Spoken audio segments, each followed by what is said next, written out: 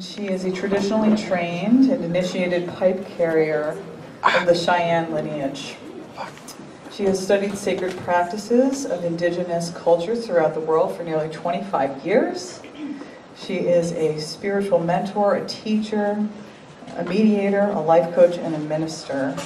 And she mentors in Native American and cross-cultural practices, breathwork, and hypnotherapy. Let's welcome her for her presentation on sweet, sweet medicine.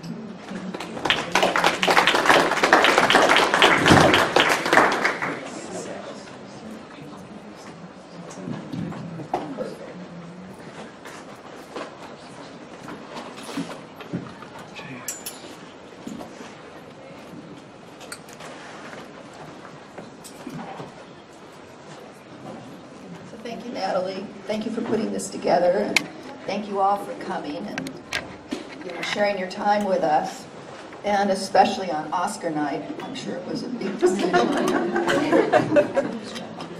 So I'd also, at this moment, just like to thank our elders and the people who've, carried these ways, all the various traditions before us, so that they preserved them so that we can take advantage of them and hold them and pass them on to those coming behind us.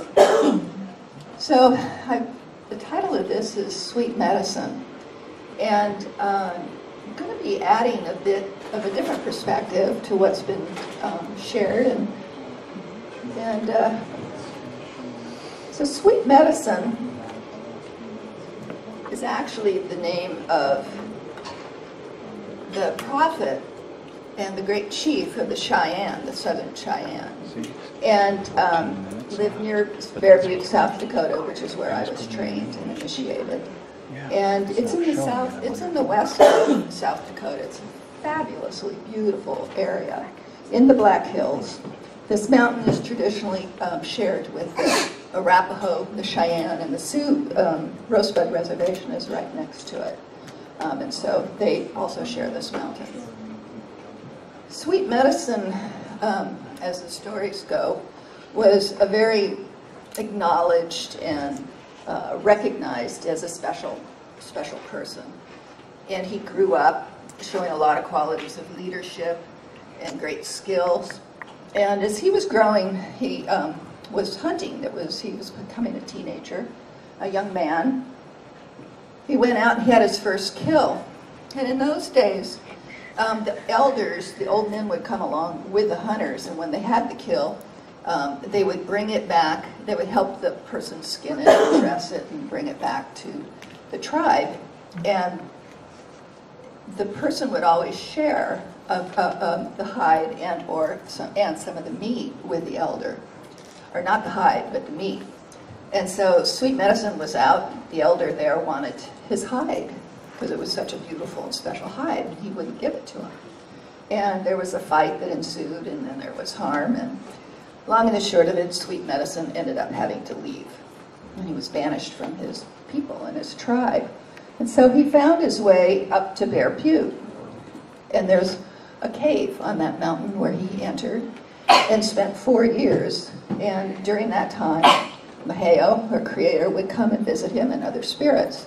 And they, during this time, imparted to him the economic and the social and the ceremonial and the governance aspects of the Cheyenne tradition, which are some of the most complex of the native tribes in this country. So after 4 years, he came out and he shared this with the people, and then he, as legend has it, lived for four lifetimes. So he was supposedly 300 years old when he died. So again, as I was saying, Bear Butte's in South Dakota. There's lots of buffalo there. And it's always interesting when you're doing a fast to see what's going on with the buffalo. And this mountain has been a sacred place for thousands of years. They've found artifacts that are 10,000 years old. And it's also a ceremonial place, as I said, for several tribes. And in the 1857, all the tribal leaders and medicine men and chiefs of the Plains people came up and went to the top of the mountain and prayed and fasted about what to do with the bearded, light-skinned people that were coming. About 100 years after that, same thing. Tribal leaders and medicine men and chiefs came up and prayed for the end of World War II. And shortly thereafter, the war ended. So it's been a sacred place for at least 10,000 years old, 10,000 years.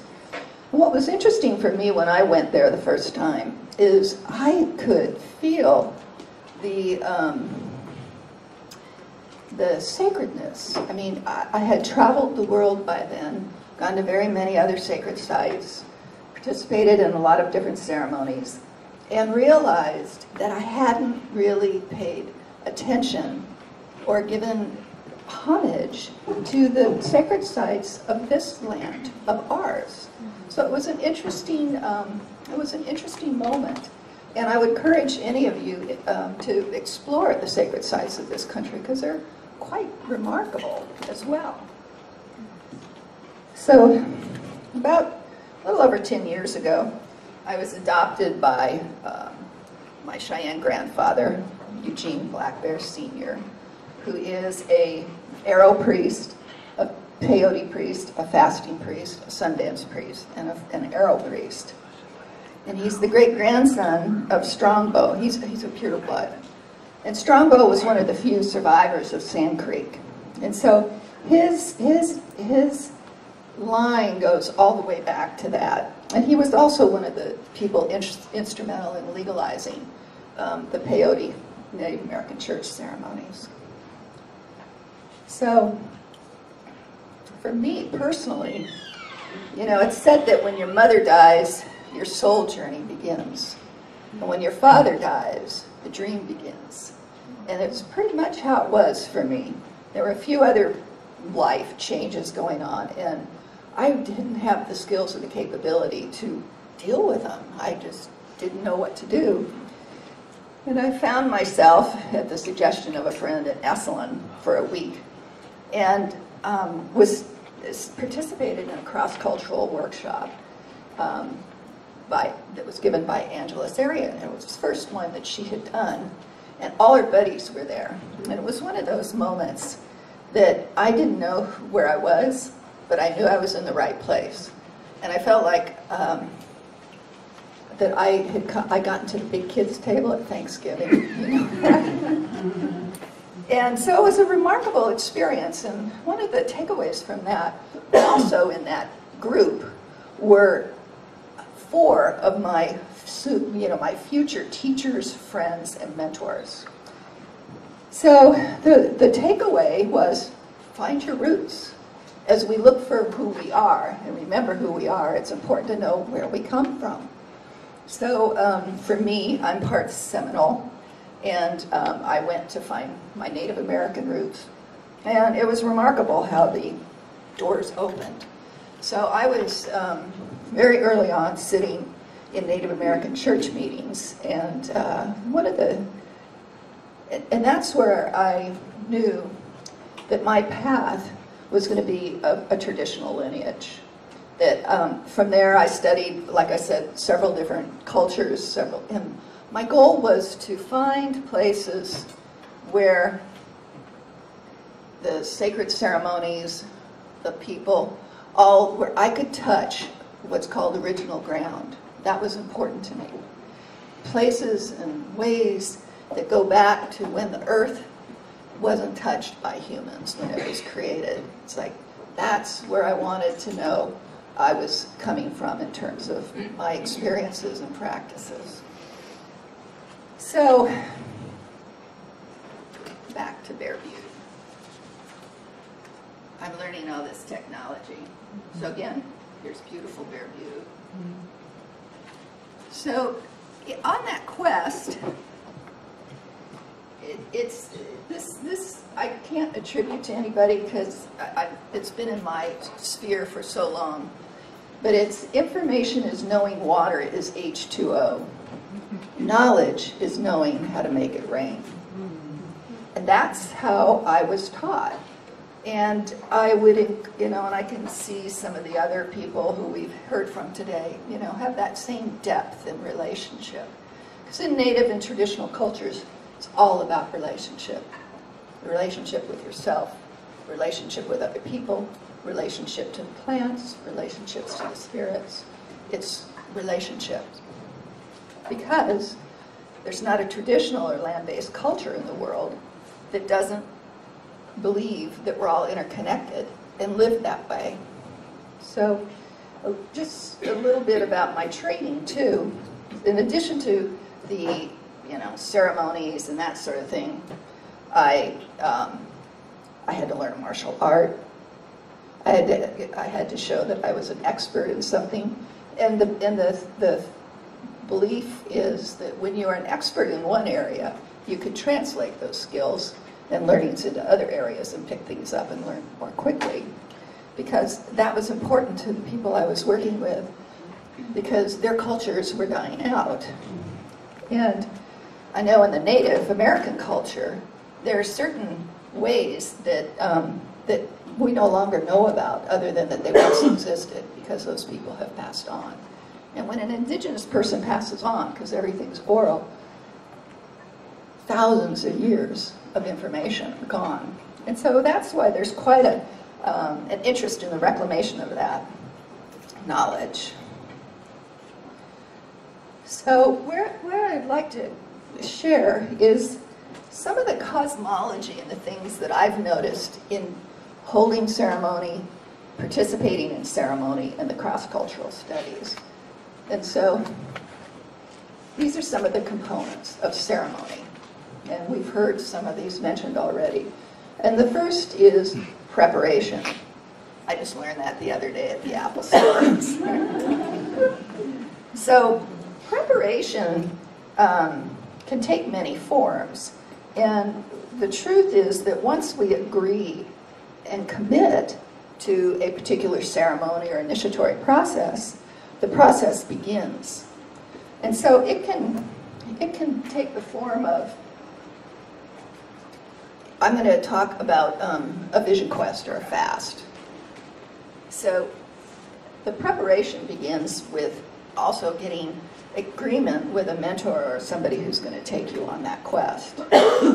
It begins with getting the regalia in the equipment and, you know, making all the arrangements. It's just goes on and on and on. It can take 1 year to 2 years to prepare for something like that.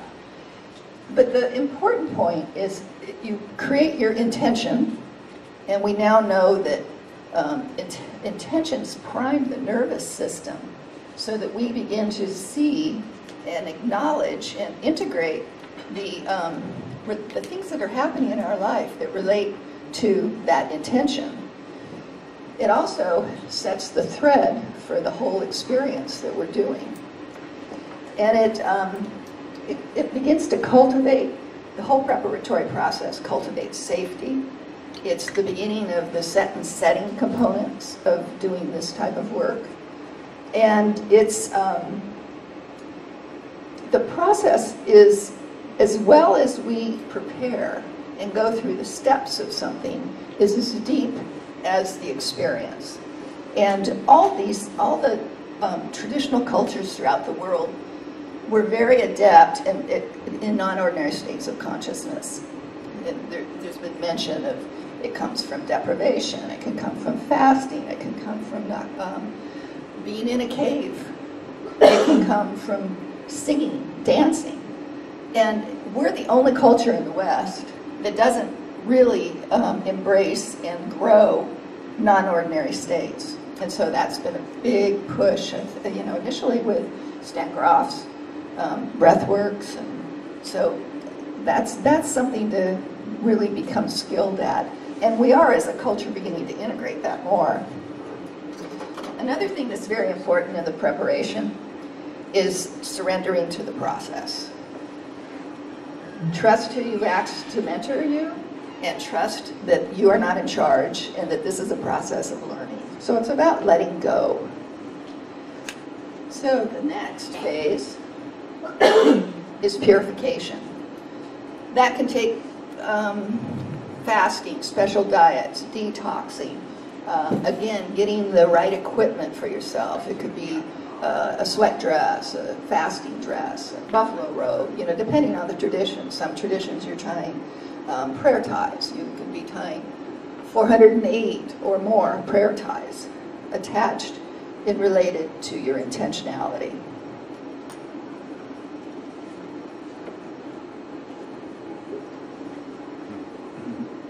So all these first two steps set the stage for initiation, the initiation. And again, what's critical to initiation is surrender. And the learning is about being present. And it's being present in a place of power that you have chosen. And there's additional power in the choice. So how do you navigate this area of the unknown? And it's also being open to the unknown and the mystery. The way to navigate is through the heart. The heart is the strongest organ that we have in our body. And in the shamanic traditions, it's the heart that is used in the subtle realms to modulate the energy and work the energy in a room or a healing process. And the longest journey in your spiritual path is the 18 inches between the head